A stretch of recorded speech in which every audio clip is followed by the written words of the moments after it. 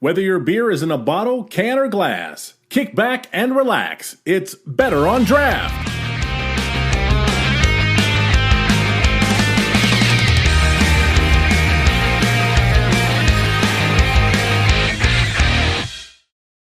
We are live in studio. In fact, not a studio, a brewery, a brand new brewery here in Troy, Michigan for episode 44 of the Michigan series. My name is Ken. Thank you so much for joining us on Better on Draft. With me is former host and the person that I can always get to come and help me when I need a ringer, if I may. Matt Bush, how you doing? Those are the kindest words somebody's talked about since I got married. So yeah, I'll take that. Yeah, it's been, it's good to see you. It's good to see your face. Good to be back in a brewery drinking beer again. This is it feels so good, but it feels so new all at the same time. So it's kind of like getting your first hit and following the dragon again. So I love it. Thanks for calling me, and thanks for having me pinch hit for you. Well, I appreciate it, as always. I am drinking right now a Rochester Mills Milkshake Stout. I'm going to be following it up with a lovely gift that our guest brought us, which is the Detroit Dwarf from Old Nation Brewing. But let's introduce our guest. Why don't you introduce yourself, tell us who you are, where we are, and a little bit about yourself. My name is Eli Green. I am the owner and founder of Stumblebum Beer Co. here in Troy, Michigan. I am actually a Troy native, but I've spent the past, before moving back to Troy, to Michigan, I was in New York for 10 years, doing a variety of things, learning a little bit about craft beer while I was there. I was there when the craft beer explosion happened. Looking forward to being back in Michigan here, really enjoying it. Looking forward to opening this up and being a part of the community that I grew up in. Before we get any further, I have to know, which side? Are you a Red Hawk or a Colt? Oh, man, sport ball. That's not sport. It's just high school. I thought I heard Colts, and I was like, no.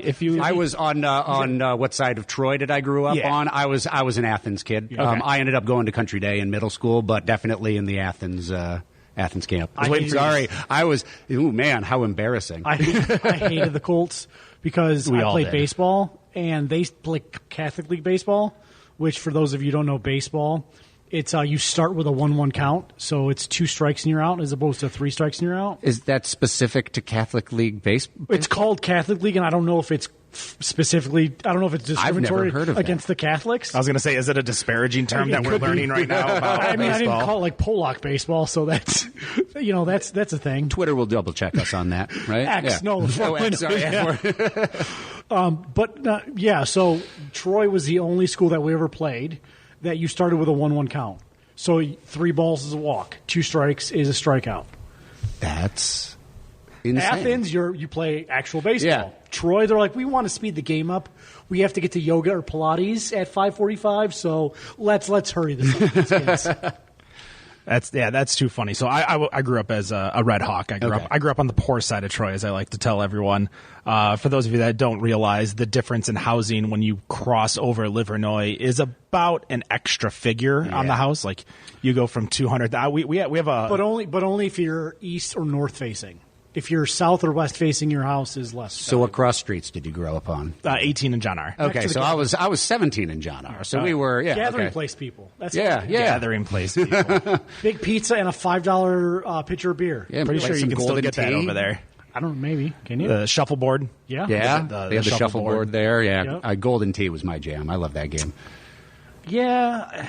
You don't like the trackball games? The thing is, too many wrist injuries. Too many trying to hit the trackball, but you hit the side, and then everything goes askew, and then you got a shattered wrist. I've seen you hate when that happens. Well, we're actually here in the former Bailey's, which was a huge, we could call it a gaming bar for those types of games. Sports bar, games, billiard hall, yeah. Yeah, and the name of this brewery is going to be? Stumblebum Beer Co. It's a mouthful.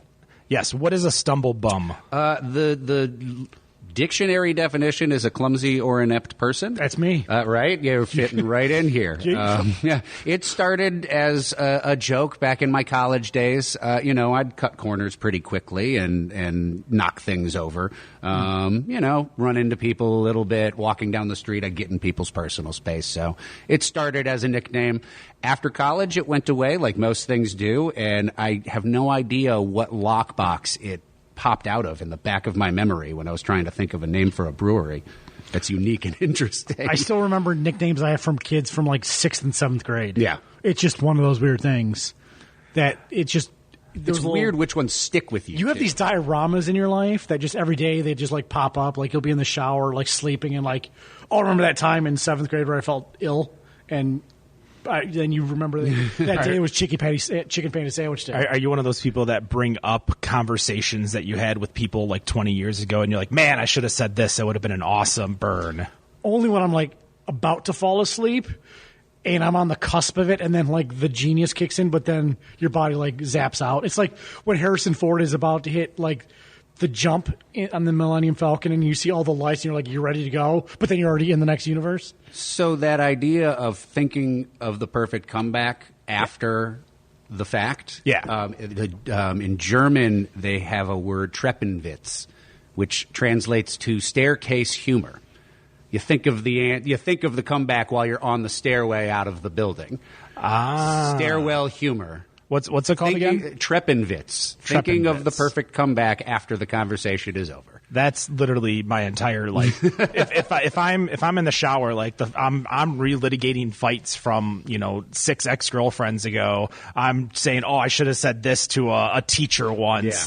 Yeah. And of course, everything in your life would have been better if you had done that, right? Literally every moment of your life would have changed. The way you presented that now makes me probably going to go home and feel a lot better and not get into those arguments a little bit more. Right? Ken's going on Facebook tonight. Ken's going to start. I can skip therapy tomorrow. That's for sure. Yeah. Ken's going to show off so many direct messages tonight. It's like funny. If you cross Ken in 7th grade, watch out for your Twitter, your Instagram, or Facebook Messenger. Well, let's talk about your history, because you've been in Michigan, you moved to New York, you came back to Michigan. What is your beer homebrew history of making the product? As you know, it started really just as a spur of the moment hobby in New York, as many hobbies do after a breakup. I was walking back to my apartment, and I walked by this little hole-in-the-wall bar every day for a year and a half and decided finally, you know what, I'm going to go get a drink. I walk in, and it's a homebrew shop and a tiny bar.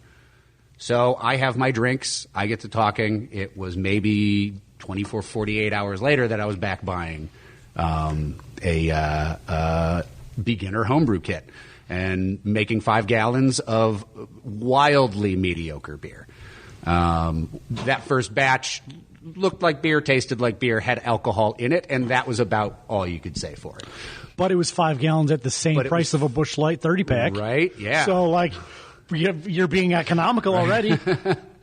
Yeah, and that store did not last very long, and it was a real shame. But there was a place about an hour and a half subway ride away called Bitter and Esther's. It is a homebrew shop that has a bit of a reputation across the country.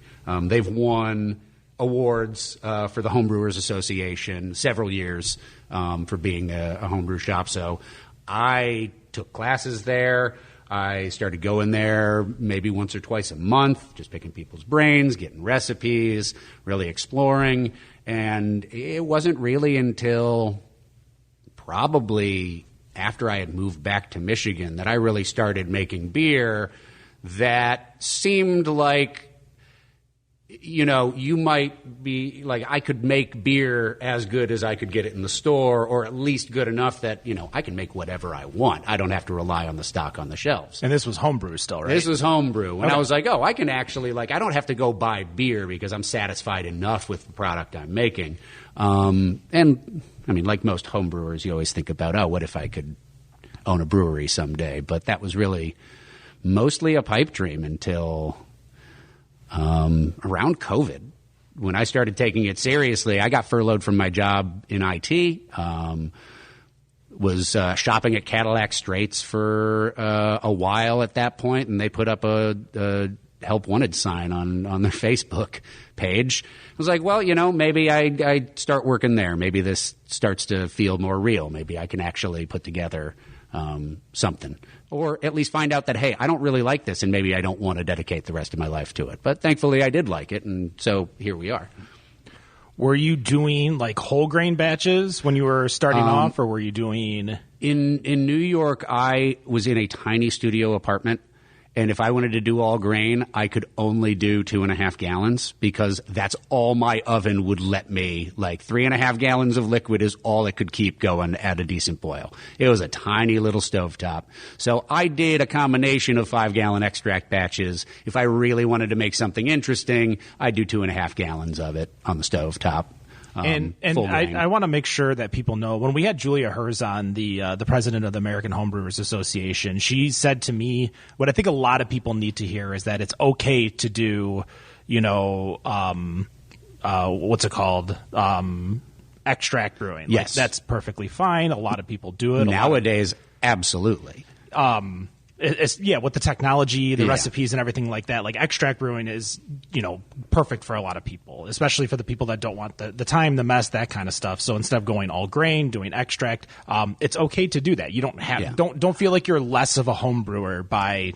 I know people with competition hardware that make extract batches. Like, if you know what you're doing, you can make very good beer starting with an extract base. I didn't even really have a healthy appreciation for that fact until I was working at Cadillac Straits. Talking to a lot of newcomers, designing extract batches, having a big variety of recipes available in extract formulas. It really is... there are some elements you're not going to be able to change. Extract is a little bit darker. You're not going to get away with that, but that's a minor change for ultimately, if you're really able to dial it in, you can make stuff that's indistinguishable from all grain if you didn't know any better. I'm sure Brewlosophy has done something on that, right? Have they done whether or not you can taste the difference between an extract and an all grain of the same... I mean, I would probably feel someone with that solid palate, like not the expert Cicerone, one of those 30 people could probably tell the difference. You might be able to get even someone with a good food palate, like a Gordon Ramsay or someone like that, that could tell a difference or the nuances. But if they don't understand the nuances in the first place, they probably don't even notice them. You said you've sseen people with extract hardware. I mean, if judges are giving them hardware, varying levels of competition, of course. But I feel like that Brewing Classic Styles is specifically award-winning recipes that are written as extract batches for beginners. And then, as at the bottom of every recipe, they'll give you the all-grain substitution, which as far as I'm aware, isn't common. Like most of these recipe books are giving you all grain and then an extract option. Mm-hmm. But Brewing Classic Styles is one of the books on my shelf that I love. I recommend to every home brewer. So you lost your job. Yep. You went to Cadillac Straits. You started working for the home brewing. What is that the end before we come into Stumblebum, or how did we tie this in? Yeah, that wouldn't be. I mean, when you want to start to talk about what as a brewery concept, what I was thinking about, those elements started years ago in New York when I was introduced to the concept of beer and cheese in the same way you would think about wine and cheese. And not only that, but it is, in my opinion, and at least the sommelier that I was talking to at the time, it's pretty much a fact. Beer and cheese is better than wine and cheese. The two chemically interact with each other in a much more interesting way. The hop acidity, the protein content, the dairy, it all melds together in an interesting way. I was introduced to that idea by Garrett Oliver of Brooklyn Brewery. He was given a lecture on beer and cheese at the Museum of Food and Drink in Brooklyn. And it was ghost bottles from Brooklyn Brewery and a bunch of interesting cheeses from a cheesemonger in Brooklyn, and master sommelier giving this lecture and tasting and talking. And that was my first introduction to that, but it quickly became an obsession. I found a place down the street from where I was living at the time that is one of the few places to this day that I could name that is beer and cheese. That's what's for sale. Everything else is kind of an offshoot of that. Beer, cheese, and pretzel, paninis with fancy cheeses and meats on them. It's all an extension of that core of beer and cheese. Well, you brought up cheese, but yes. I don't think the listeners really understand why you brought up a bunch of cheese. Right. Okay. So, yeah, let's get into the concept here. What I'm bringing to Troy is, as I said, became an obsession of mine in New York. I struggle to find places that are doing it the way I was introduced to it at this lecture, the way that Astoria Beer and Cheese in Queens was doing it, and there's one other I've come across. And that frustration as a consumer to find this offering that is so amazing, everyone falls in love with it, and yet no one's out there focusing on it. So the concept came from my frustrations as a consumer to find the thing that I love and to also open up a place so that I can preach the good word of beer and cheese.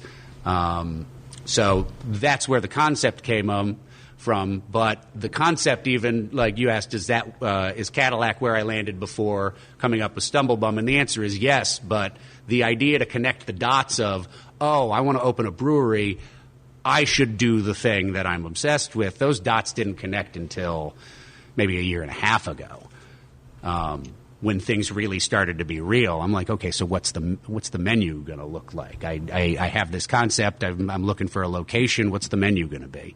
And it took me an embarrassing amount of time to connect those two dots in my head to be like, it's so obvious. You can do your beer and cheese thing. Is this going to be like charcuterie? Is this going to be... Yes, it is. Okay. Yes, so we will have charcuterie options. One of the things I wanted to bring was a little bit of variety when it comes to charcuterie. Because charcuterie, beer and cheese, they're not radical ideas, but generally when I go and I find a charcuterie board, it's just whatever happens to be on the charcuterie board, and it is what it is. I would like to bring an ever-rotating selection and variety of things. So if you come back in a week, one cheese might be replaced with a new one, a new meat is on the board, we have some new beers to pair with them. So the experience is always changing. And ideally, once people get into that idea that you're ordering a charcuterie board and a flight of beer and you're figuring out your own pairings and which cheeses you think go good with which beers and why. What kind of cheeses do you like? What kind don't you like? You might think you don't like a nice, dry, crispy lager, but try it with a piece of aged Parmesan, and you might find some elements of that lager style that you didn't really realize that you do like. And now your experience is opening up. You're more willing to try new things when they're paired with other things that you know you enjoy. Now, when I go to a brewery, it's the expectation of the server at least knowing the basics of beer. Like, yes. I don't need you to be a CBS or whatever the basic Cicerone, like basic flavor profile person is. But when you're instituting a secondary flavor profile, you're instituting cheeses where these people are going to want to know how to pair, how to choose, how to look. How are you going about hiring the right staff to be able to manage the customer expectations? It is going to be a challenge. There is going to be some training involved. I do need to keep reminding myself that the idea doesn't need to be perfect out of the gate. That what I'm trying to bring is, again, not a radical or a foreign idea, but to bring it to a place where people are comfortable discussing it, trying things on their own, going to a cheese store and now knowing, okay, this is kind of what I'm looking for. It's going to take a little bit of time because even myself, I'm still learning about a lot of this stuff. So the hope is that if I can bring my passion to it, if I can find a staff that is willing to learn that these are concepts that I think a lot of people are more capable of recognizing as they try it and speaking about under the right circumstances, a passionate, welcoming place. So it's going to be a lot of training. It's going to be a lot of education. But like I said, that's part of sort of the process of building the sort of place that I would want to go to, or that I wish every city had, or every state had a place like this. So do you think that you're going to focus your beers on things that will pair well with the cheeses, or are you going to make recipes of beers that you like and then go out into the market and find cheeses and then bring them home? It's going to be a little bit of both. Back in the brew house, we got Chris Coburn, previously of Batch, and worked at the WAB. Having him back there to focus on just making sure that the beer is high quality. There are so many cheeses out there, so many different flavor profiles, earthy, spicy, sweet, nutty, and these are a lot of the sort of flavors that you might describe in beers. So at first, certainly, we'll let the beer kind of guide what we're out there looking for. But when we find a certain type of cured meat, when we find a certain variety of cheese from a certain farm, if we can get enough of it to sustain us, I would say, okay, we need to bring out a beer that has this sort of flavor profile. A lot of that. So a little bit of both. So have you started to cultivate those connections, not only with I'm sure hop farmers, but cheese providers all over the state, yes. Conning and all those places? I've been talking a lot. I go to Monger's Provisions in Berkeley, sure. And they're wonderful there. They do a really good job with the beer and cheese pairings as well. They are introducing me. They got me. Our Hurt Jr. is the big meat and cheese distributor down in Eastern Market. But they also are part of, I'm trying to remember, they're part of a dairy farmers collective now, a group of farms, restaurants, and things that are dairy centric. So I've been making some connections through that as well. And I'm sorry, I'm not thinking of the name of that group, but it's relatively new. Monger's Provisions was one of the founding members of it. Is your cheese going to be, I guess this is going to sound stupid, in cheese form, or do you think you're going to have a cheese sandwich, a cheese curd, something fried cheese? Are you going to just have a slice of brie with an IPA to or are you going to try to change out how the cheese is also? The easiest answer is, I guess it kind of depends on the type of cheese. Something like a brie or a soft blue cheese, you might put yeah, right. We're in Michigan, man. Keep that shit in New York. You might just put a square of it, cut a cube, and they'll slice off. The customer will slice off what they want and put it on a cracker, or something hard like a Parmesan. You can actually chisel that into nice little shards and pieces that just kind of flake and melt in your mouth.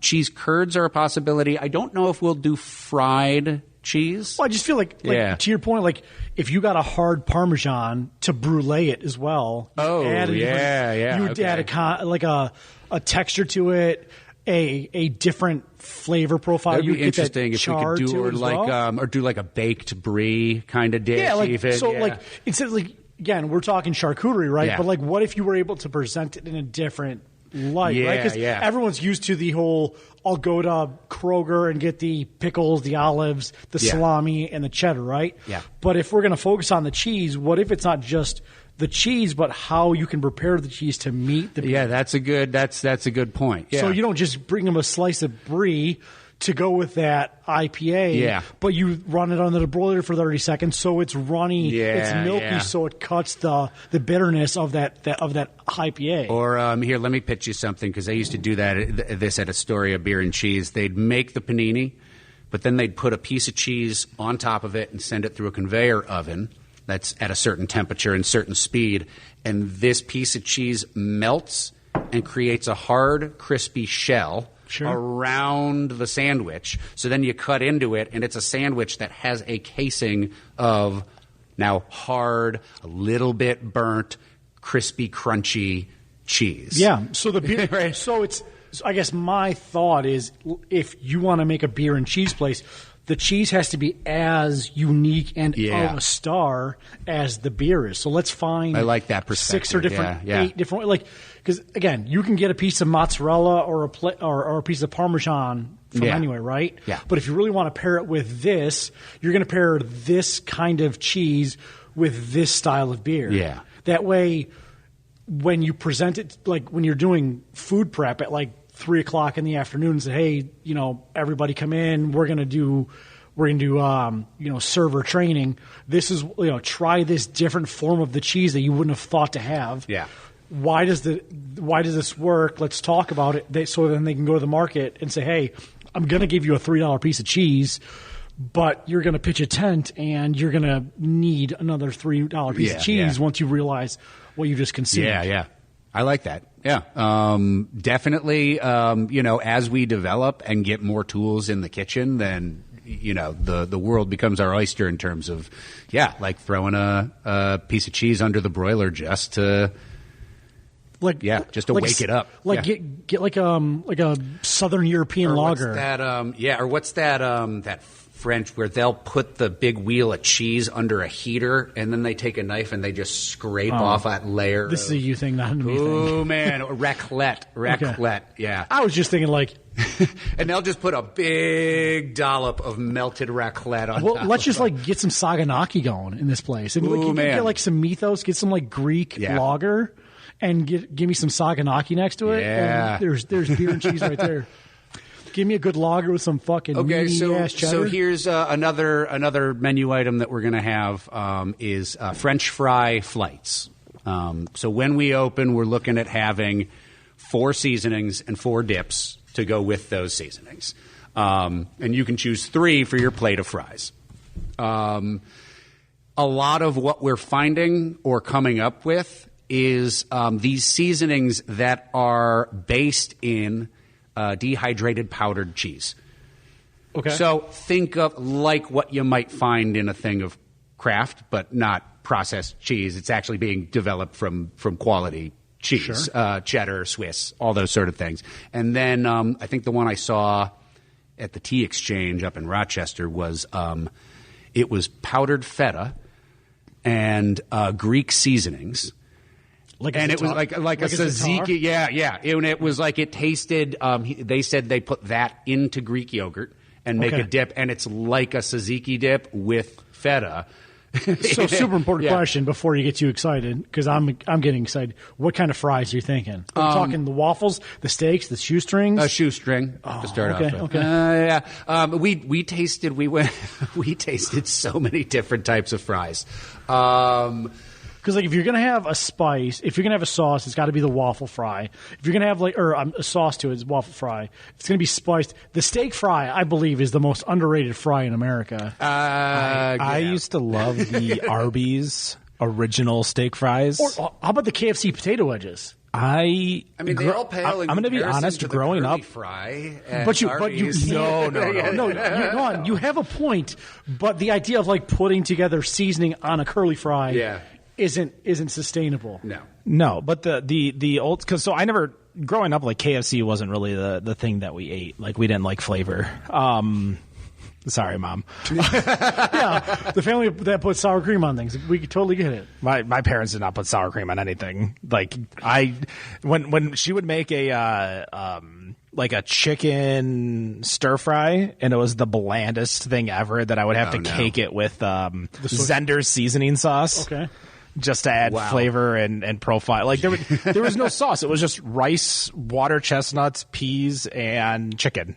It was like my mom went gluten-free before anyone knew what gluten was, and so she was making gluten-free food before anyone knew how to make gluten-free food. And it was just the most bland, textureless sort of food. I mean, now you can go get great gluten-free food almost anywhere, but yeah, same thing. It was just like I need some sort of sauce or seasoning on this. Yeah, so we didn't eat too much. Like our flavor profile was very, very steak, meat, potato, like kind of thing. So we didn't get so like French fries. It was just crinkle cut cut from But the crinkle cut Farmer has, Jack. But the crinkle cut has a place in society because you get all the you get all the flavors and the oils in the Unlike cut that of the disgusting crinkle. shoestring fry, huh? But the Shoestring fry fries with the dry rub, like a dry seasoning, is like They won't. They're not going to be the real thin. They're going to be I'm trying to remember the size. 3/8 cut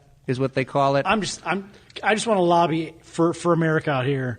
Bring back the steak fry. You got that meaty inside. You got that crunch on the outside. It stands up to anything you dip it into. Do you have one of those French fry potato cutters? No. It's this like Make fries great again? I think I saw it on TikTok or something like that. But you put the potato in and you slam it down, and there's a bunch of like square blades. Oh yeah. Well, they have it at like Five Guys. Yeah, they just make you just same- get a bunch of fries, put it in the air fryer, and then you're you good to got then you got the skin on them too, which Yes. I really like. But you've got to put them in water before you put them in the fryer to get the starch out. So That's true. If you're making them fresh, you got to soak them in brine. Yeah. Pickle brine. Yeah. Okay. Get a little bit of extra flavor through there. It's fine by me. But I'm just going to lobby for a waffle fry Waffle fry. or a steak fry. Are you really? okay? I'm a steak fry guy. I mean, you're going to sell me on a waffle fry sooner than a steak fry. Okay, I think just the steak fries, they're big, they're meaty. You can give less and charge more for them because of the size. Right, there's a perception there. Like, That's true. When you go from a 16 ounce to a 24 ounce, but you charge $2 more for 50 cents more of beer. Right? It's one of those. Okay. But also The economies of scale. yeah. But also everybody loves Chick-fil-A waffle fries right now, and it's got a good dunk ratio. So the waffle fry. Fries are. Yeah, I mean, I do like a waffle fry. I think the waffle fry though is the most bastardized fry of all time because. How do you produce a waffle fry? That doesn't make sense to me. That's not a natural, I don't understand how the machine actually works. That's not a natural I'm thing. pretty sure you could probably just go to YouTube and there's like how things are made, and you can feel see like how a waffle fry needs to go into the waffle machine. Like there's not a you just cut it and voila, you have a waffle. It's like the monster. It's like the Frankenstein's fry. It's GMO fries. Yeah, but there's got to be a machine out there. I'm sure there's right? some type of machine that makes it. I don't think if someone says we have house-made waffle fries, then I would wonder. I'm like, no one has ever said I want that. you to show me that. Out of all the things at the house of Gordon Foods. Of all things that you've done in New York, you've never seen house-made waffle fries. I've never seen house-made waffle and fries. if anywhere on the world besides New York City would be maybe Dubai because they have like everything new. If New York doesn't have house-made waffle fries, nobody does. So Stumblebum Brewery, the home of the waffle fry, not home of the waffle fry. Let's get back a little bit on target here. I'm sure we'll go off on other tangents throughout Don't be sorry. No, I was French into fries it for get sure. everyone excited. Yeah. I'm all about the charcuterie. It's When I potatoes. mention the French fries, people are like hyped up about it. Well, everyone starts having opinions, and I mean, Yeah, but if you become that place, like if the French fries flights take off, like example Stormcloud, and they're popcorn. Would you call it a French flight? a French fly. No, I think we're just French fry for like French fry flight. It's hard to say. The so three is the name Fs. of my brewery. Yes. No, because that Three Floyds already has that. No, the 3F is 3 Florentin, not Belgium. I think 3 Floyds is FFF. Trust me, I got raked over the coals on DACB 6-7 years ago French fly. I think it's French for fly. saying 3F referencing 3 Floyds when they're FFF. So we've talked about the cheese. We've talked about the charcuterie. What about the beer? What are you planning on presenting? I see a lot of taps behind you. Probably 24. Yeah, we have 24 taps. So we, in addition to beer, I definitely want to say we are going to have some non-alcoholic options coming out of those taps. Nice. Hop tonic, house-made soda, things like that. Beer-wise, Chris and I have been discussing it. We're starting off with some styles that are a bit more forgiving just because it's a brand new system and we're putting it through its paces. We'll start off with some wheat beers and move into an IPA and a New England. Both of us agree that where we are, there is probably a big population of people who just like an easy drinking beer flavored beer. So we definitely want to have some options there as well. Not just, I like, what do you have that's like Miller Lite? Well, we have 3 easy drinking beer. We got a Kolsch, we got a nice German Pils, we got, an American rice lager, something like that. Options for people who just kind of want to have a beer. Like you said, we got a bunch of taps, so I anticipate having a number of IPAs because you got to give the people what they want. And I really personally like getting back to some of the import styles. Again, some simple, easy drinking. I love the most sort of joy I got out of homebrewing is when I choose a style like a brown ale, where it's kind of like... Ken was coming? Is that why you said that? No. Are you pandering? Are you pandering? I did my research. On Paquito? But these styles that I like to say are like middle of the road, and I don't mean that in a bad way. The object is like you want to hit that target right in the middle. Don't get fancy. Don't get inventive. Just do it the way... Keep it simple and do it the easy way. Like a Hefeweizen, half Pils, half wheat, maybe a little something else to give it some character. Can I get an ESP? But don't try to make it special. Just thread that needle. Yeah, can I put an ESP on your radar? Oh, please? I love ESPs. Love them, and they're not all that popular. Worst reputation of a beer, but probably the best beer. Well, it's because the name 3-letter acronym. When you say bitter, and it's when people think bitter, we need to rebrand ESB like they rebranded Chilean sea bass. And yeah, right. And I think honestly, and in my experience, just call it an English ale. Yeah. Right. Just call it an English style. It's called English lager. English lager. Yeah. Or English Pils. Yeah.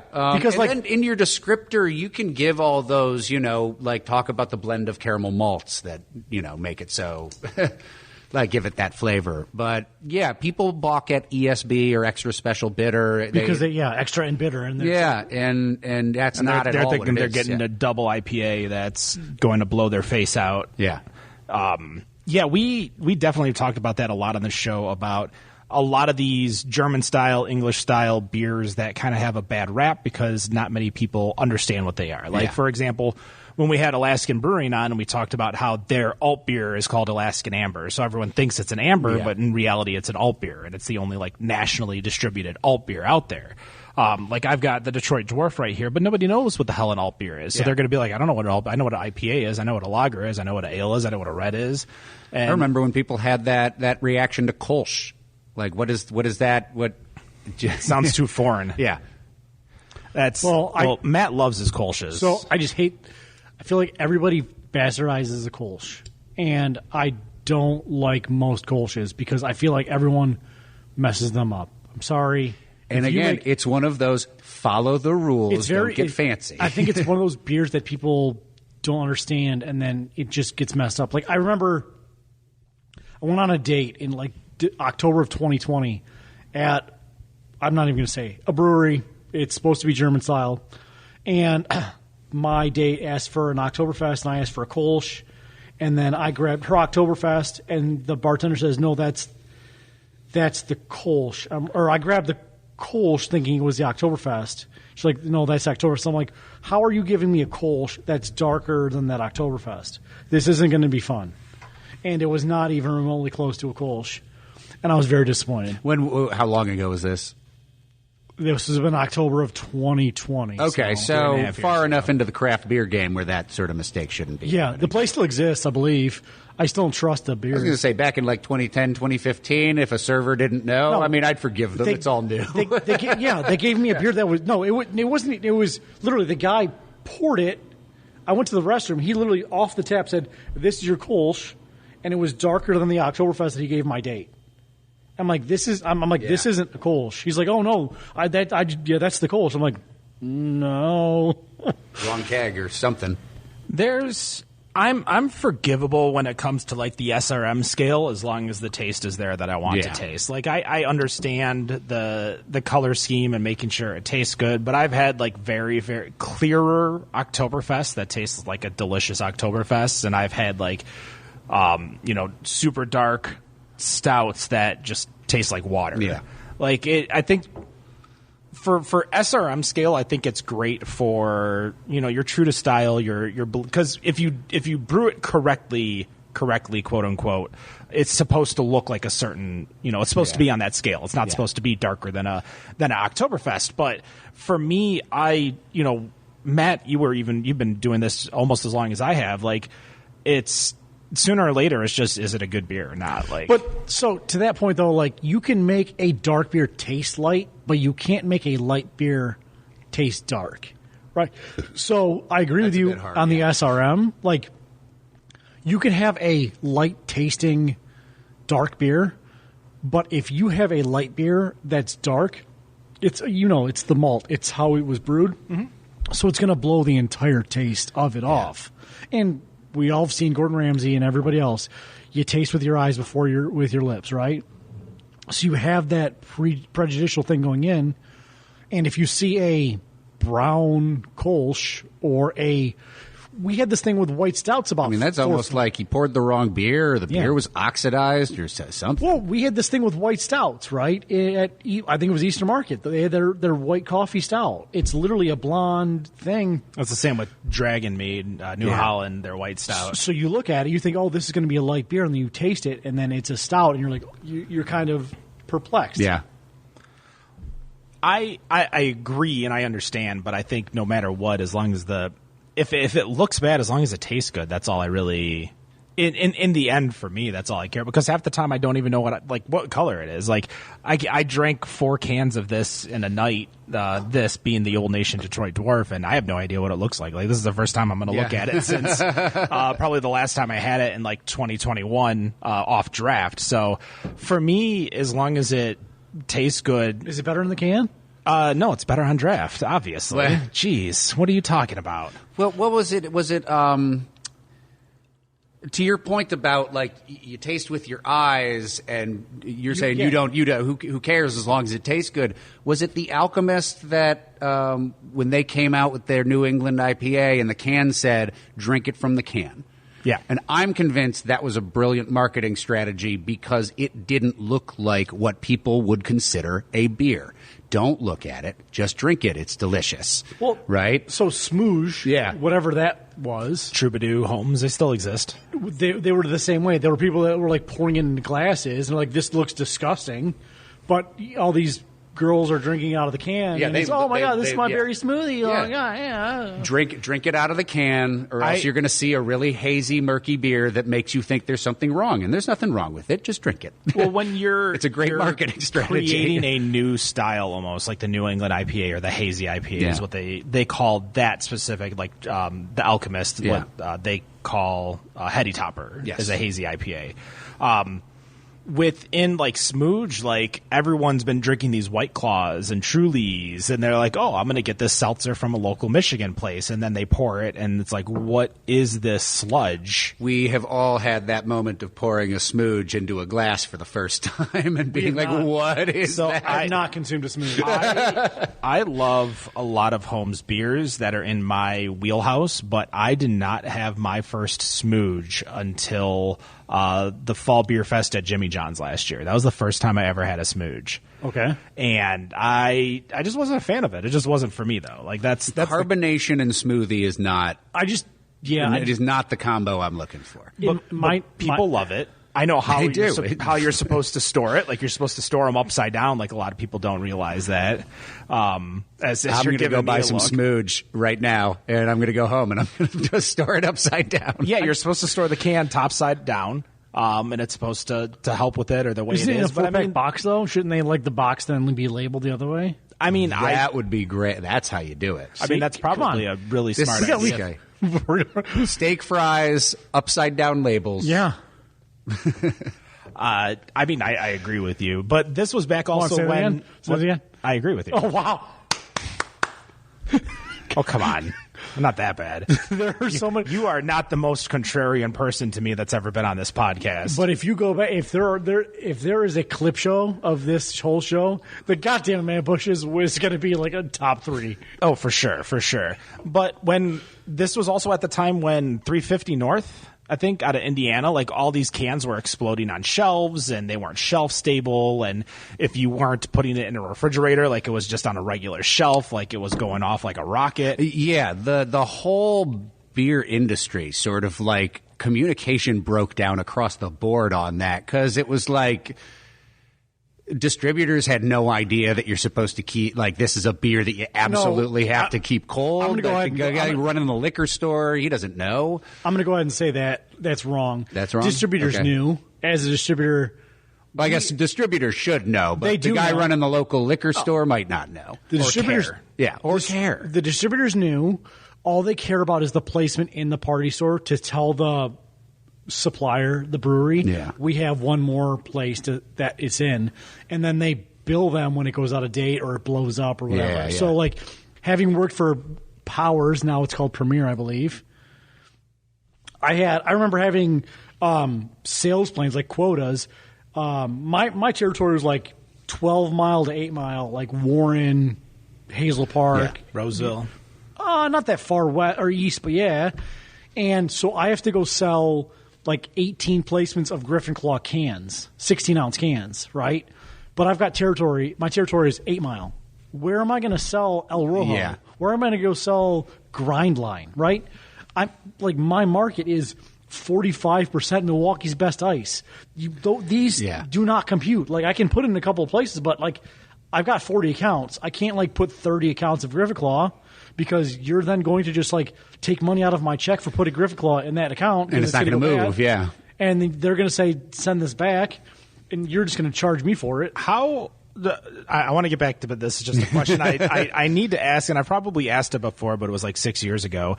How do you generally tell a customer that wants something, they want that Bourbon County brand stout, they want X, Y, and you know they're not moving it?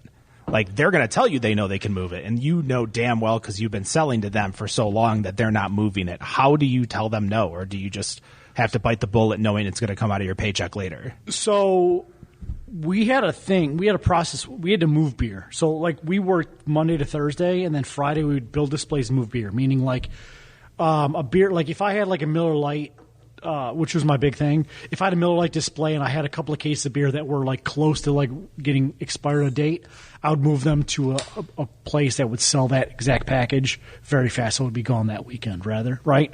So there were practices to move it, but like, are you talking from like one store to the next? Yeah. Oh, so what you would is do? That legal? I was going to ask the same thing. I don't know. This is what I was told to do. The weird thing is, I don't think do we need to modulate your voice for this? No, okay. I am 8 years removed. So, like, the fun thing is, like, so I would go buy 3.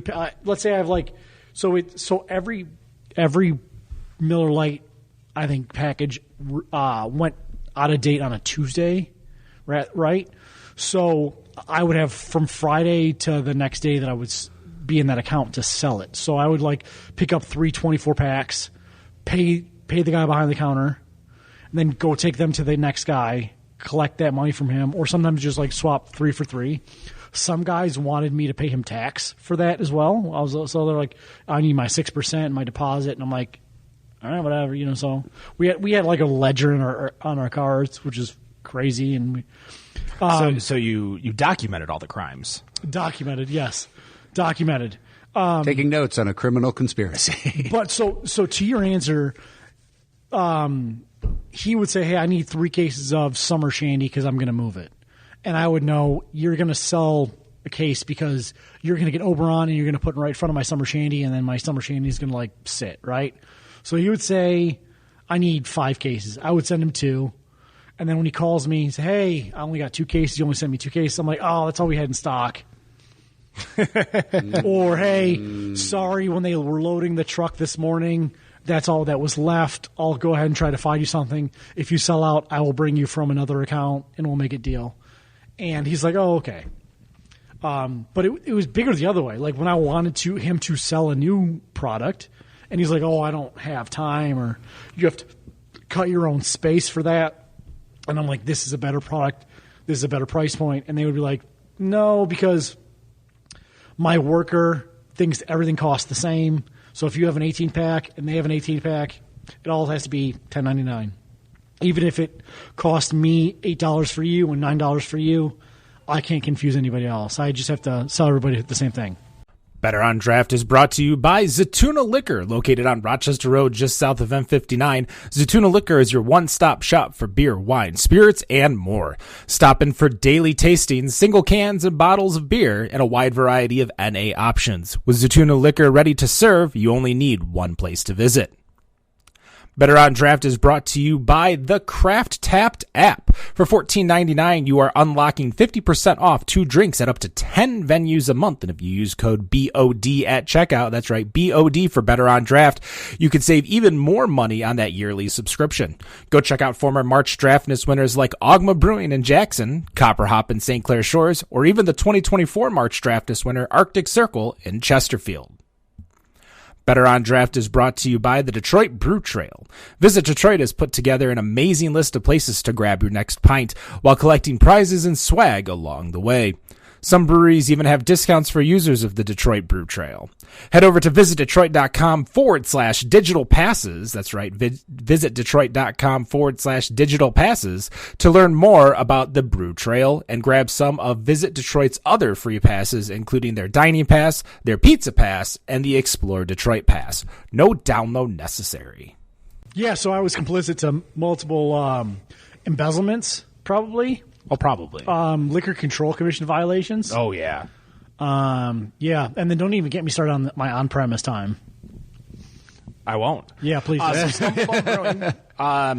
And we're back. You're going to be doing French fly. Wow. French flights. yeah. You need to come up with a better name for that. French flights. We got this. French flights. French flights. French fry flights, charcuterie, cheese. What kind of events are you going to be running? Because again, your love for the cheese portion of this. As a customer, come in, I'm going to want to see not only special beer, but if I'm digging your cheese and I'm loving it and I'm going to the local cheesemonger and, saying, oh, I got this from here, now I can get it for home. How are you going to bring people in for different events, special events, that kind of stuff? We've been talking about, similar to the event I went to that sort of introduced me to this whole thing, that we could do events where we bring in some special stuff that maybe it would move if we put it on the menu. Maybe it wouldn't, or maybe it's something we just can't get enough of. And so, let's have an evening where we dig in a little bit deeper into this. Where servers aren't trying to serve a bunch of tables, and we can sit down and we can talk, and we can bring in some people, perhaps from Monger's Provisions, from other breweries, and we can put together a educational evening of, we're going to take the time to really sit down and discuss these pairings. We're going to talk about sensory analysis of cheese, textures of cheese. Which ones of these beers do you like with these cheeses? Because just like with wine or beer or anything else, everyone's palate's different.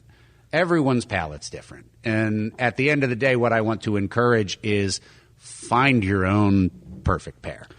I can tell you what I think is good, or from a textbook definition, these cheeses and these beers and these flavors, they all go well together, but that's not going to be your experience. Because again, maybe you don't like that particular style of beer, but if you taste it with a cheese that goes well with it, you might find a little something about it that you like.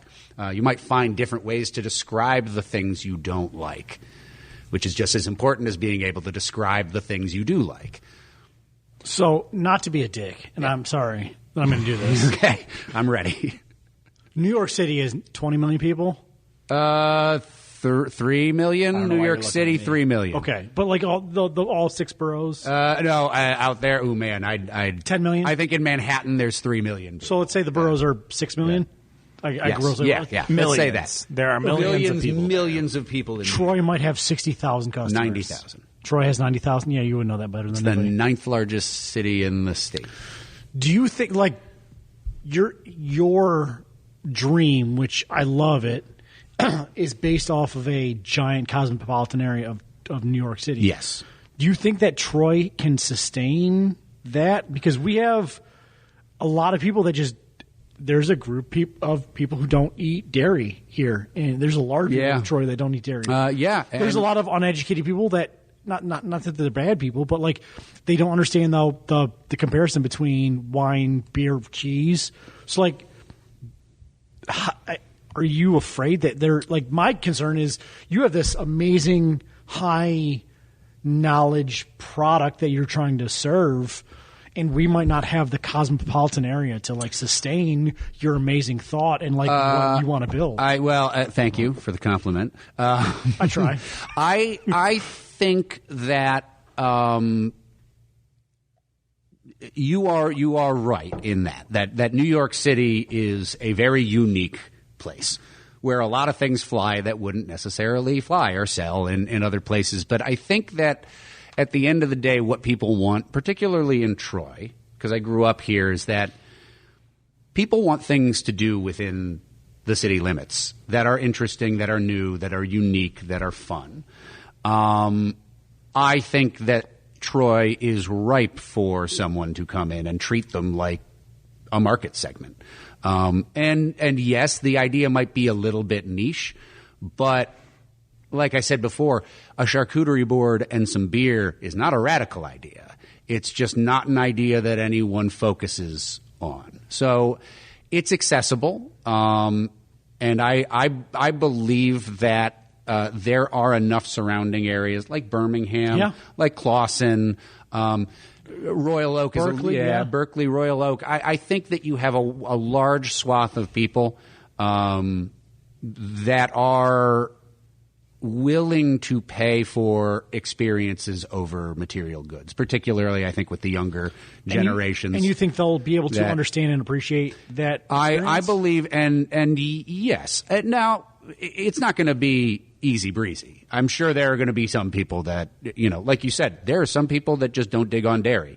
And, I can offer you a meat plate and some beer, but I can't offer a vegan much of anything. The concept just doesn't, it's meat and cheese. Sure. Now you can get, there are vegan options for those, but it becomes hard to you can't put together a charcuterie board of vegan options. And there's just not enough variety out there. Yeah. I don't know. Should beer, with all the components that go into a beer, I don't know if I could even count beer as to be vegan for most. Beer is for the most part. Yeast is a fungus. Yeast is a fungus. So, but also just to cultivate the grain usually has an animal component to it. I mean, if you're getting into, I don't want to say the weeds of it because I don't want to. I have plenty of vegan friends that they are a vegan, meaning no meat, no byproduct. Period. Making it even with Guinness, they were okay, whatever, it's whale blubber, fish enzyme or whatever they use to. Well, a lot of the fining agents or gelatin as a fining agent is not vegan. So if you use gelatin to fine your beer, so I think within the beer realm itself, as long as you're not brewing with lactose or crazy adjuncts or something like that could be a little off the wall. You're not making Magnalista Porter out of Ripe Rain, which is made from scrapple. Sure. Or that's I'm not vegan. making an oyster stout, and then someone with a shellfish allergy has to suddenly be worried about drinking a beer. Yeah. So I think vegans are okay with the beer. Within the charcuterie board, there's probably going to be enough French fries, dip, and other alternatives in the vegan, the board, a jelly, a jam for the crackers, or olives, that kind of stuff that they'll be able to. I'm guessing, mind you, this is your show. You could tell me that I'm wrong. And we will serve as many different people as we possibly can. And it was really only just thinking that, when I was,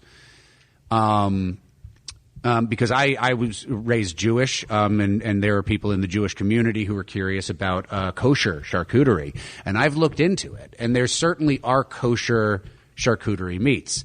There's not a lot of them out there such that I could offer someone some variety when it comes to strictly kosher charcuterie, versus there's all sort like the pork Halal. and the dairy. Yeah. So it's all the pork's off the board. Yeah, right. Most of the beef is going to be off the board because it's not and it's not impossible. It's just it's hard to find and expensive. It's hard to find and present in a way that doesn't feel like an afterthought. And I don't like making anyone think like this is just. I had to come up with something to offer vegan people. So here's a couple slices of Daya cheese on. So, let me get that like, the cheese. And some impossible meat. It's like. So I think as you're building your menu, you're going to be able to siphon out what might be kosher, what might be halal, what might be vegan, what might be vegetarian, so that when someone does come in, because we're also the big thing that's we're talking about this the newest explosion within the industry of food and drink is non-alcoholics. Yeah. And you said you're going to be doing soda, hop, tonics, like you're going to be offering non-alcoholic things. And especially for a bar, having those types of alternatives is almost a necessity now. Yes. And especially in Troy, where it's a bunch of families. Yes. Like, there are going to be a bunch of people not of legal drinking age in here with their parents. Yeah, well, kids are going to want that root beer that you have. Yeah. Like that's cream soda or orange soda, whatever it is. Yeah. Exactly, yeah. And having it where, you could even do like a soda flight, like if you've got 3 or 4 and you could treat the kid just like an adult and, do 3 or 4. Mind you, I am 100% against flights. I hate flights. Do not do flight. Are you doing flights? We will, and it's merely because the idea is of the pairing. Yeah, you got to be able to try a few things. Can I also? But I see where you're coming from, and part of me 100% agrees with you. Can I? I'm going to butt into you as a local to this market. Yeah. If you're former local. No, you're the local. I am the local. Yes, you are the former local. Yeah. And I'm not telling you how to do business. But if you want to bring your kid to do his runarounds, his afternoon zoomies after he gets off work, he hates kids. Send him to the brewery over on Birmingham, over off of Eaton Street, and make this more of an adult place. Like, yes, be welcoming to kids, but I don't want to see puzzles. When I'm eating my food, I don't want a kid to be knocking over my chair. Yeah, because I'm trying to enjoy a day night with my wife. Bailey's was a very adult centric sports bar. Like, it wasn't a very kid-friendly place. Oh, there was, definitely up until they completely outlawed it, there was a lot of smoking going on in here. Yeah. And I know because when we demoed this place, we found the smoke-eating machine in a closet in there. And there's still, in the vacant part, the second one that they have back in the billiard hall. So, yeah, it was definitely an adult-centric place. It's not like the cigarette machine we saw at the dive bar that Ken and I put an offer on. One of those where you pull the little, little pinball plunger. You go to Marinelli's. Yeah. And right in the front. Get yourself the smoking a section to the left, ham that's not pizza. smoking on the right. And $10 Camels, right? Yeah. Get yourself some mozzarella sticks. I can't tell you how many times I bought cigarettes there at age 15, 16, riding my bike. When you were 25 looking? I had already the receding hairline. So, and it was, at the Pizza Hut, I'd run out of quarters. So then I'd just turn around and pull the plungers on the cigarette machine for fun. Just, yeah. So just if there are kids, just send them to Eaton Street. Let the adults. There's a reason why me and Matt don't own a business. It's because we have horrible. No, I think strict ideas of kids and flights. And that's the thing is it wasn't even the non-alcoholics, the variety of sodas. Part of it was because we got 24 taps, and it's and those were reclaimed. Those are exactly where they were when Bailey's was here. They had 36. So we just got rid of one group of 12, and now I was okay, well, I got to fill 24 taps. Also, we're in Troy. Again, if I'm going to treat Troy like its own market segment, which is the plan, an untapped market segment, then you have to realize that so many people have kids, families. People are going to show up after a Little League game. And that's Troy. So you have to accommodate. Now, I don't particularly like it when kids are running around either. So hopefully I'm able to cultivate an environment where it's understood this is a nice spot. It's not a playground. We can have some things on the shelf there to distract your kids. But yeah, otherwise, like, have you thought about supporting a soccer team or a football team, as they call it in England? Yeah, I have given some thought to that as well. Just so you have I don't know if it's appropriate to sponsor a little league team, but an adult team certainly. Are you No, I mean, like, there are other breweries or other do they? bars that they are the supporters of a. I don't know what the I was other. going to say, did you not play Troy baseball boosters? I did growing play. up? I mean, we were the Troy Somerset Gazette, but I remember Mountain Jack's, which is a former bar and restaurant. I remember Gathering Place had a team all the time. Well, okay. I wonder because again, there's a little difference between like a family restaurant that happens to have a full bar and a place that is producing alcohol, or maybe there's not. I don't know. I'm more talking about. You think I can get away with sponsoring a little league team? My wife owns the Big B up on the other side of Troy, and she sponsors a team. We can do it as a joint venture. Uppers and downers. Yeah, I'm Big B morning, bums. brewing for morning, brewing for night. I'm just saying, like, there's another local brewery that is very involved in soccer, right? They have supporters for they have like the Manchester United. Manchester or whatever. United, yeah. So maybe you should be the brewery for the Manchester City, their rival team, to where you guys have a local rivalry. Like when they play, like all the one team comes here and.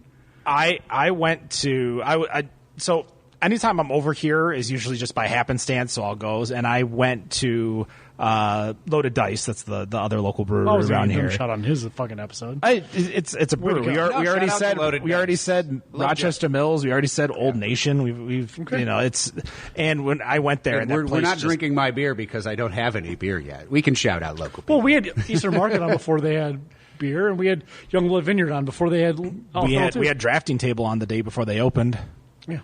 Yeah. So it's nothing new, but we got a little sidetracked with Matt and I's wants within a brewery. Steak itself. fries.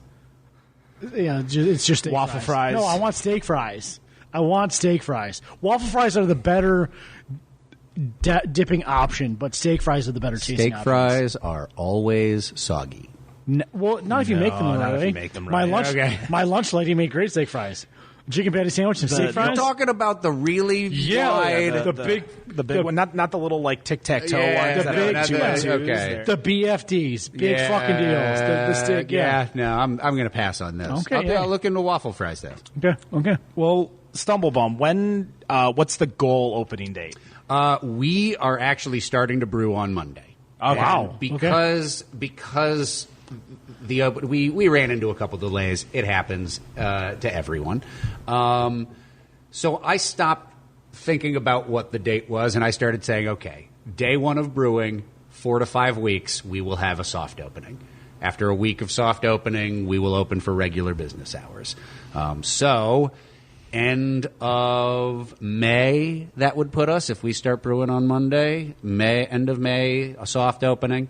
It'll probably be a quiet soft opening, but then a very loud grand opening. Okay.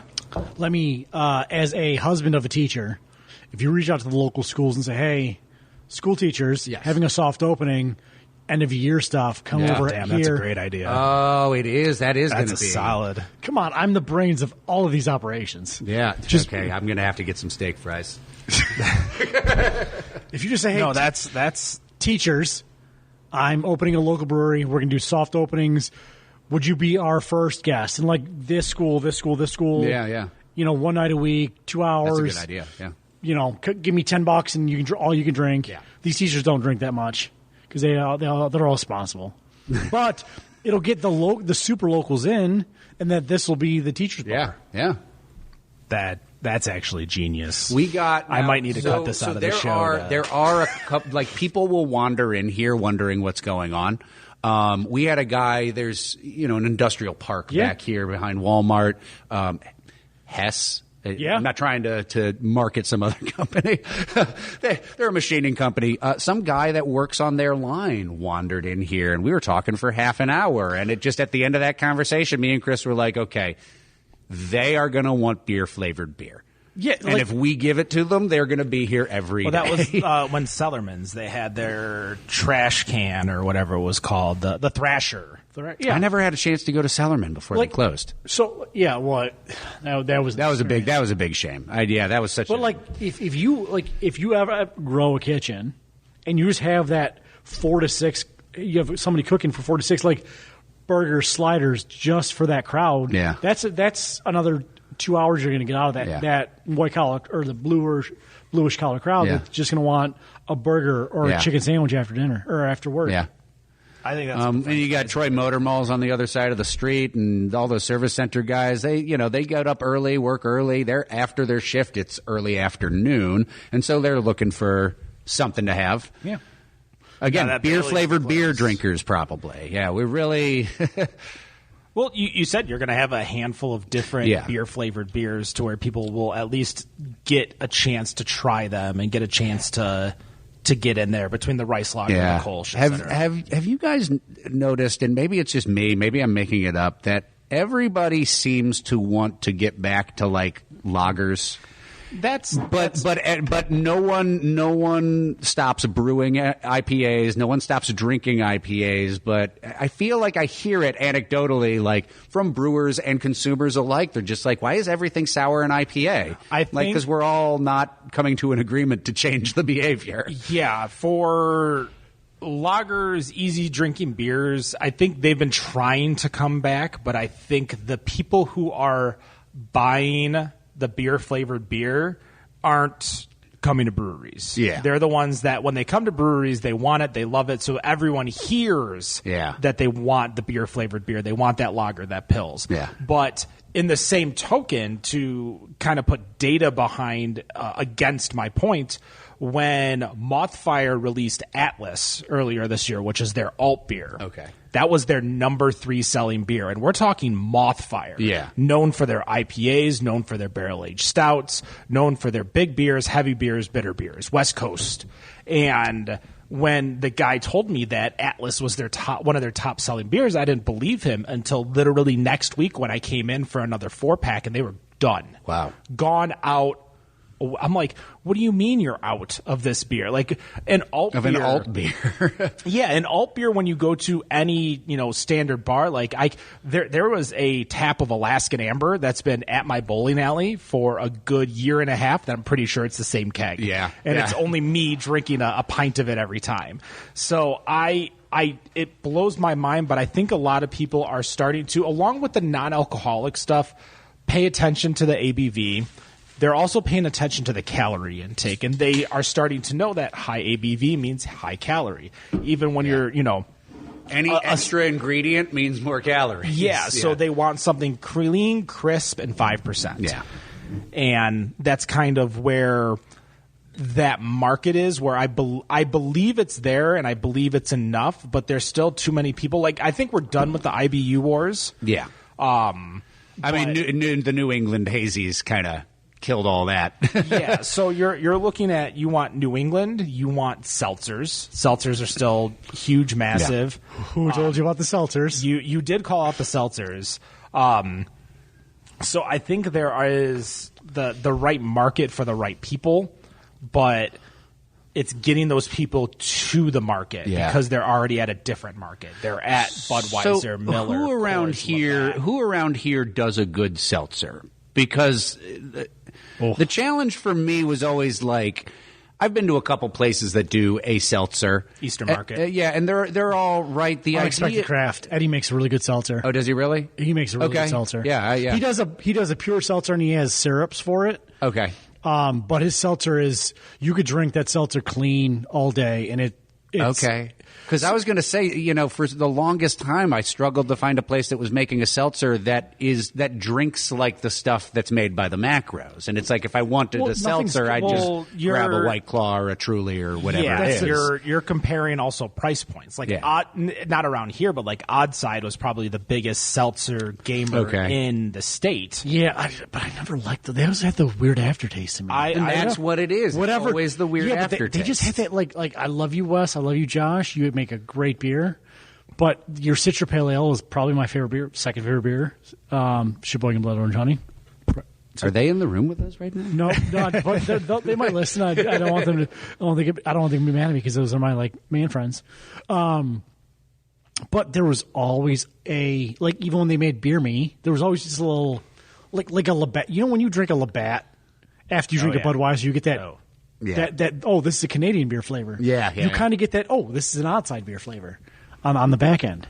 But to your point about, I'm sorry to run for a second, lagers to IPAs are like when you are a young kid and you eat your first chicken wing, all right? It's too spicy, you're never going to eat chicken wings again. But as you enjoy chicken wings, or like food in general, you want spicier and spicier and spicier. And you then develop a taste for it. But then you realize that once you get to like spice level million, you can't go any higher, Spice level right? midnight. So then you realize you have to go back and like get back to just like the flavor of the food, not that fan kind of. Yeah, and I mean, as I get older, it's always... It's a way back pull, isn't it? I didn't expect to be referencing Last Comic Stand season 1 You're welcome. on this show. So like It's a deep cut. So I think like we're in the same spot. Like every single person who ever drank a triple IPA started drinking a Busch Light in a field somewhere. Okay? Then they drink a Bud Light, then they drink a Sam Adams IPA, and then they just kept moving up. Yeah. Or they went the other way. They went to Guinness and then a double stout. They went one of the things. But at the end of the day, they realized I can have like 2 of these and then I'm going to fall over, and their wife wanted to kill them. So they're like, let me just lighten it back up and find my equilibrium. I mean, I think that kind of takes into the account of the ABV, like people being more calorie conscious, being ABV conscious, understanding a little bit more about, because I mean, let's even take it back 20 years, like drunk driving, like as we look into it now, obviously it's always bad, but as like the early like to mid 2000s, like if you were close to home, the cop's going to let you go. Like that still existed. I can't tell you how many times I saw people leaving the gathering place completely plastered, and how like they were back the next week perfectly fine, ready to go for round 2. Like I think as more zero tolerance policies are coming in, people are being a little bit more understanding. Like I've got a pocket breathalyzer in my coat right now. Like I'm, especially being in a calorie deficiency, like I'm not messing around trying to get a DUI coming from Troy and having to call either, my fiance or my parents to come pick me up out of jail. Like God forbid that happens. So I think, again, ABVs, calories, I think the lack of leniency on DUIs, like all of these things have started buckling up to where I can't now go to a bottle share and leave. Like I have to pay more attention. I have to drink more water. And I think those homebrew nights at Coonan are like, you can't do that anymore. I've heard stories of the Great Taste bus. Like, oh my God, ever at Coonan? I don't know about that one. Yeah. All the home brewers bring all their homebrew onto a bus, so somebody else is driving, and they're just getting plastered on the way to Great Taste of the Midwest to get plastered to then come back. My liver hurts even hearing that. I just think it's a lot of cultural changes. So I don't think the double, triple, quadruple IPAs are going to stay. Like I think they're going to start kind of fading away a little bit more. I think the lagers, the pills, the easy drinking, like we got an Irish Red in front of me, the alt beer, the Kolsch or whatever you're drinking, Matt. Don't you dare say that. This is like the best beer you can get out of Nord Rhine-Westfalen. I think that's just a bunch of made up words. No. I just think that we're in a cultural change to where people are going to want that lower ABV. Yeah. I think it goes to the, like I told you this before, I think people, our generation and the generation following us, the Zennials, want experiences, not luxury. Yeah. Right? The high ABV beers are the luxury. We want to be able to go out with our friends and have the experience. So we no longer want to get sloshed and like have to like crawl home, or like we have Uber, which is great. That's something that I found in my demographic research, is that the Zennials, the Gen Z, and what's between millennials and the Gen Z? That's it. No, Gen Z. Gen Z. So it goes right. Zennials, millennials, Gen Z. Okay, gotcha. Yeah. So like Zennials are like the older between millennials, Gen X and millennial. Yeah. Okay, so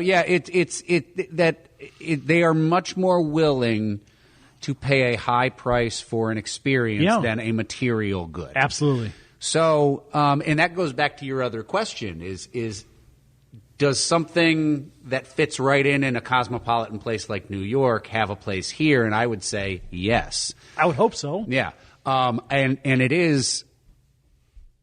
And it's interesting. I think the challenge is less about what people want, because I think people in most places at the end of the day are more or less the same. Their environment can maybe give them a rougher edge or a smoother edge. But I think the challenge is in a place like New York, if I was opening this business, I could find any meat or cheese I want. Right? Just because there's so much of it coming in and going out of New York. That's where all the import comes in. Yeah, the first right? place, So, there might be some wild variety that if I find something, that's not readily available here, I might have to go to a source that, I got to bring it in from somewhere. So those are challenges. I worry about running out of variety before I'd worry about, do the people in this community have an interest in it? So I think Detroit, this is going to sound crazy. I think we're in a renaissance, and I think we just broke the record for the NFL. That was insane. Right? That was all crazy. More people than anybody's ever been. They already, before the draft started tonight, they were already at capacity at like 6:00. So I remember actually 6 years ago doing a show on day 2 of the draft at the old podcast Detroit. Me and Nick were talking because Nick showed me his phone and it says the line select tees Tabor. I'm like, oh, that's a great pick. Well, we know how that went out, right? But Detroit is, every time we do something, the city does. I can't say we. The city does something. It does it very well. Yeah. So we just beat Nashville on a population record for people at the draft. We're going to be a gold standard. People are going to recognize us again. We now have a PGA Tour event in the city of Detroit. Yeah. We have all these things. I think we are. The Lions had a hell of a run, and now everyone's eyes are on Detroit. The first time in 60 years, I think the city is going to start growing as a demographic in the suburbs for the first time in a long time. Yeah. Especially with, I don't want to get too deep into things, but there's a lot of policies that make Michigan a more attractive place to be. Not only that we have all 4 sports, we have this magnet city. So crown jewel of the Upper Peninsula. Well, Jeff Goldblum or not? Yeah. Jeff, no. The Upper Peninsula is the crown. I think he was referencing, but within Jeff Daniels. Jeff Daniels. Yes, that's who I'm thinking of. Within Troy, though, Troy is the first, because coming up 75, Troy is the first city with a decent hotel area where it's not people call it sketch, but Madison Heights is not Troy. Yeah. Warren is not Troy. Detroit is not Troy. An outsider driving through Hazel Park, Madison Heights might be like, what happened to I'm going to go a city? few miles more north and go. And that's just for people not knowing the city, not knowing the area.